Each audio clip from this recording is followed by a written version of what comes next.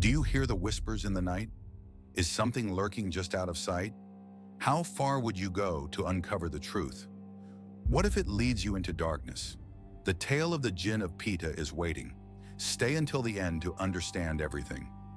In the remote village of Pita, Guinea, nestled in the folds of lush hills and dense forests, a strange phenomenon has spurred fear and curiosity among the locals for decades. It's a quiet place during the day, with children playing and the air filled with the sounds of laughter. But as the sun begins to set, a shroud of unease falls over the village. The most spine-chilling accounts come from those who venture too far, both from the forest where locals fear to tread and the very streets of Pita itself. Visitors and residents tell tales of faces that appear in the shadows, whispers carried by the wind, and an unshakable feeling of being watched.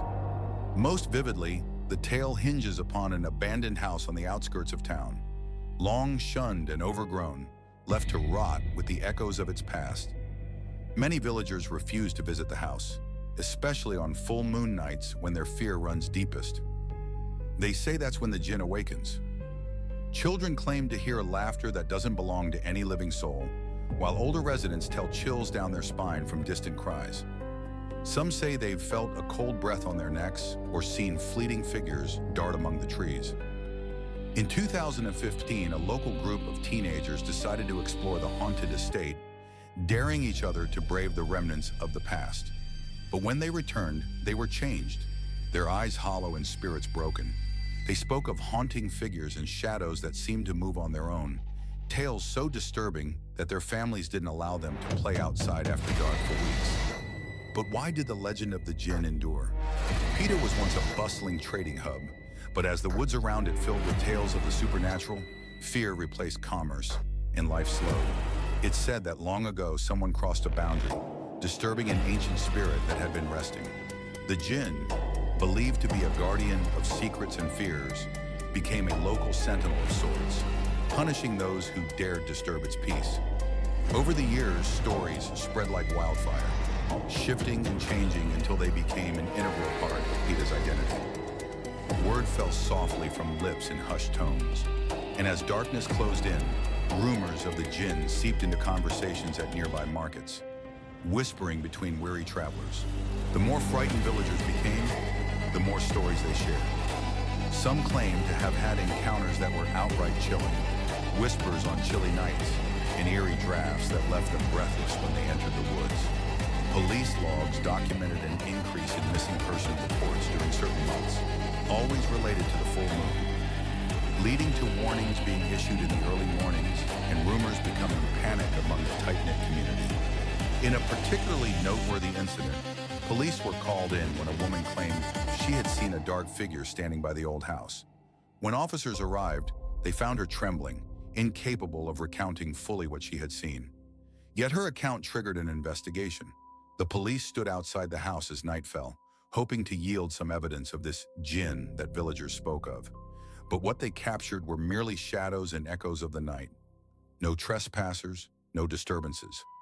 However, police filed a report not of an ordinary night, but of eerie sounds and whispers that enveloped the investigation's end. In the wake of these intriguing yet alarming testimonies, things began to change in Pita.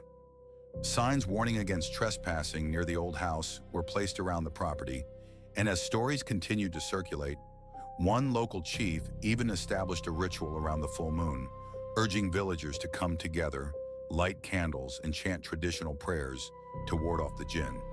Yet the abandoned house still stood, a testament to fear and the supernatural, just waiting for another soul tempted enough to unveil its secrets. As night descended, the village held its breath. On those nights, silence permeates, heavier than the damp air, pregnant with untold tales. There's an unshakable sense that even if the Djinn did not physically manifest, it thrived within the fears of the people. It pulled at their stories, fueling the whispers that traveled from ear to ear, echoing through the moonlit trees, reminding everyone that some legends refuse to die. It sits at the crossroad of reality and belief, urging us to ponder. What if our fears have become manifest? Eventually, some young men who felt the call of adventure found their way to the house, dismissing warnings as superstition. They spoke boldly, captivated by tales of the Djinn.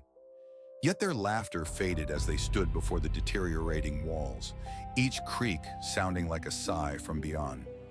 As they left, they swore they heard laughter in the wind, unrelenting, urging them to return, urging them into the darkness. And so the Djinn of Pita continues to loom large in the minds of those who live nearby. A constant reminder that some places hold secrets too heavy, too terrifying for daylight. What remains clear is that fears often breathe life into legends, shaping them into powerful cautionary tales. Who will step forward next, lured by curiosity into the embrace of fear? One can only hope they never find out. For those captivated by stories like this, it's always wise to stay alert and prepared, for the darkness often hides more than what we can see. If you found this tale intriguing, subscribe for more chilling legends as we dare to venture into the unknown.